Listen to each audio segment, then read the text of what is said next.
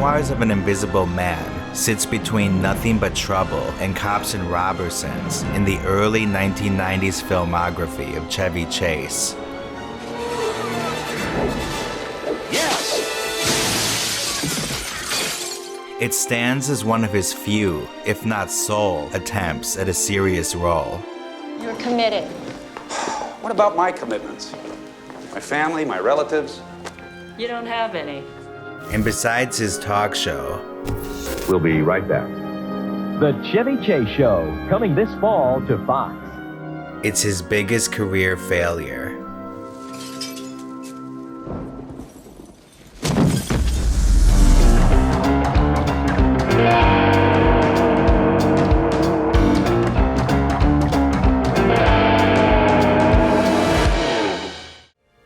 You know something else? If you were blind, we'd make the perfect couple.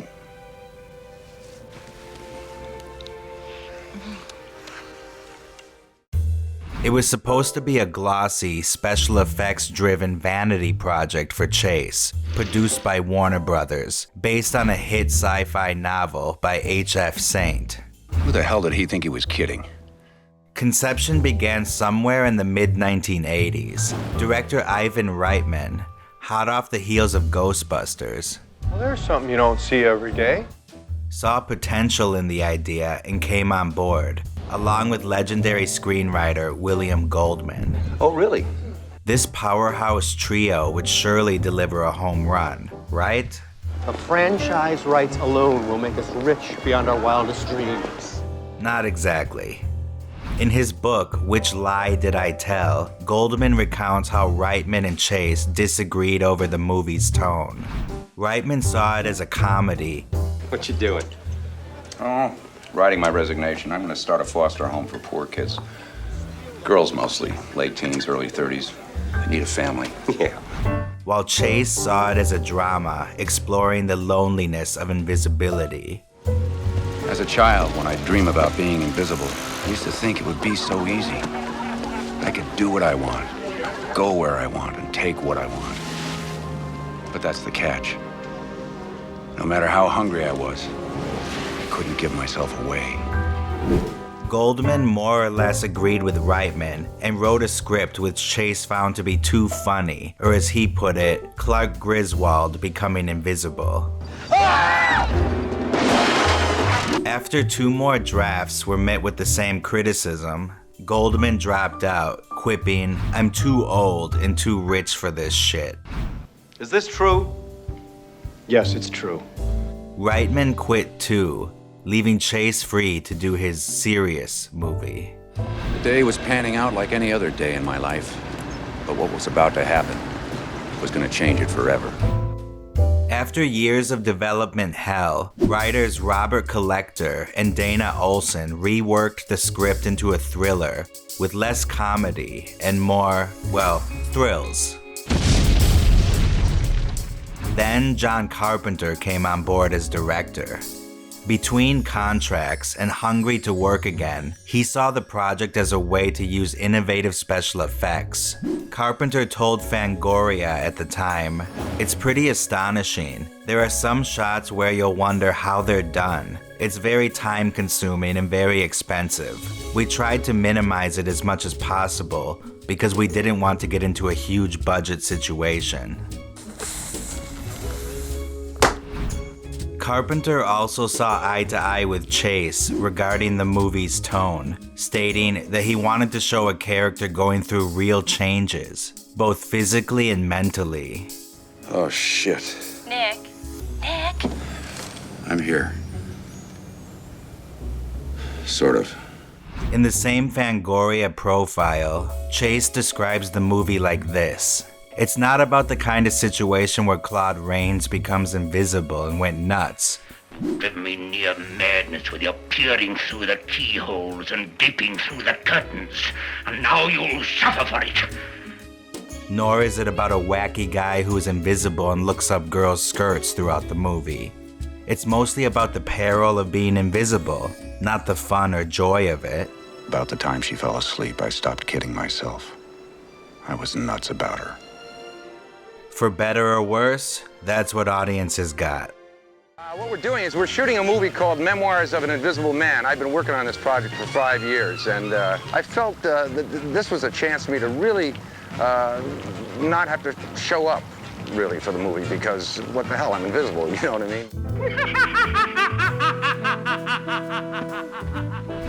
mean? Chase plays a stock analyst named Nick, who's introduced to Alice, a stunning documentary producer, by their mutual friend George. Got a very early morning, I can't do this. Before you bail, you just have a look.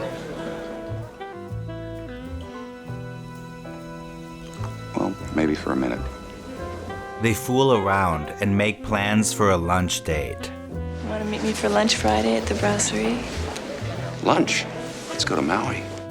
The next day, at a shareholders meeting at Magnascopic Laboratories, Nick is bored to death and sneaks off to take a nap. 10 minutes. Be as good as new. A nearby technician accidentally knocks his coffee over and causes a meltdown. Whoa! Whoa! Whoa! Everybody escapes except for clueless Nick, who, along with the building, turns invisible. Your attention, please. If you're entering the site, use caution. CIA operatives show up on the scene and attempt to abduct Nick, who flees after realizing they may not have his best interest at heart. First place, he's going to some lab. They're going to be cutting on this guy and shoving tubes up his ass for years. What? Keep your mouths shut, all of you. No! You stay back! One agent in particular will stop at nothing until he is recaptured. If we grab him quick, we become his control. We're the only ones that know that he exists. The single most exotic intelligence asset on the planet is ours. A year later, Sam Neill would be pursuing something even more exotic and less invisible. It's a dinosaur. Okay, back to Memoirs. Chevy Chase is now on the run, and he's driven to say such ridiculous lines as, I want my molecules back! Look at me! It's him. if you've ever wondered what a chase scene looks like with an invisible person, here you go.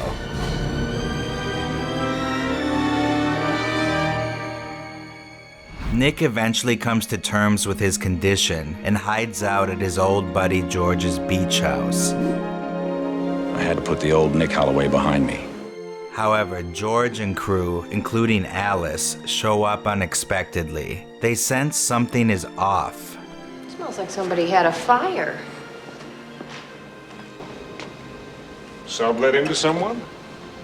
What the hell is going on here? Nick takes the opportunity to reveal his situation to Alice, who, after initially fainting from shock, helps him out, becoming his lover and only ally. It really works. Oh, Nick, you have a face again. If I had eyes and teeth, it'd be a whole head. They soon find themselves in the middle of one of those romantic rainstorms. What's happening to me? Don't. It's beautiful. And this is the movie's peak. Eventually, Nick records a videotape to prove his existence. You're looking at a chair because I'm sitting in it. My name is Nick Holloway. I'm not sick. I'm not crazy, but I am invisible. Don't worry, if you're not yet sick of chase scenes, there are plenty more where that came from. And by chase, I do mean both the verb and the actor. The plot is unambitious as far as thrillers go. It's pretty standard stuff. As much as Chevy Chase championed the idea of exploring the loneliness of invisibility, You don't have any body makeup, do you? Dropped about 10 pounds. Bet I'd look great naked.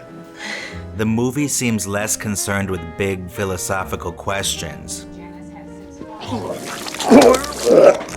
and more into less weighty subjects, like how it looks when an invisible man eats food or smokes cigarettes.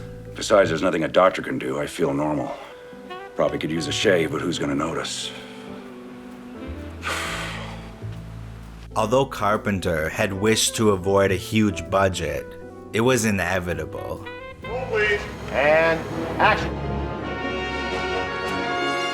In the end, everything from story to characters took a back seat to special effects, and the budget spiraled to around $40 million, which would have been fine for a tried and true vacation movie packed with laughs. I better check under the hood. But for a somber Invisible Man drama, My purse! My purse! not such a great idea.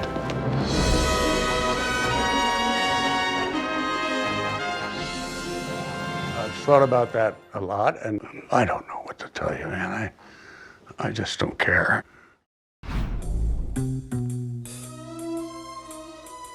It all started on a Tuesday in March. Next thing I knew, I went from high profile to no profile. What have they done to me? Yes, I love you! Chevy Chase. Morning. Morning. Daryl Hannah. Boy, how am I gonna tell my mom about this? Just tell her you met a guy. Could be serious. He's transparent.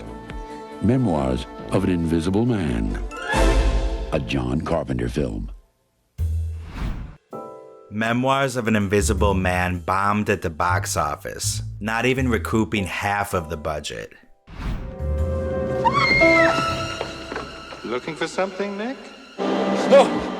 It's at best mildly entertaining, and at worst, forgettable. Chevy Chase would never again have as much studio power. I don't give a crap. Nor would he ever again pursue such a high-profile dramatic role. I don't care. John Carpenter viewed himself as merely a hired hand. The movie barely has his directorial fingerprint. He's since described it as an audience-friendly, non-challenging studio release. This from the guy who brought us Halloween and The Thing.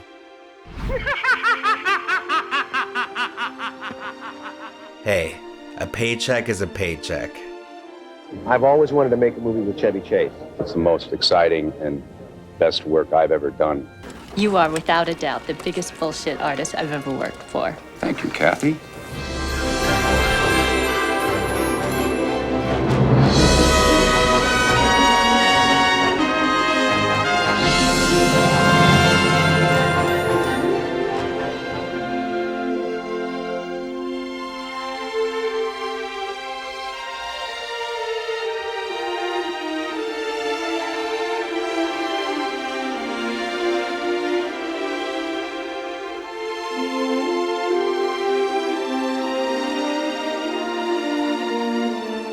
You gotta help me now! I would if I could, believe me, but it's gonna take time. I don't have time! I want my molecules back!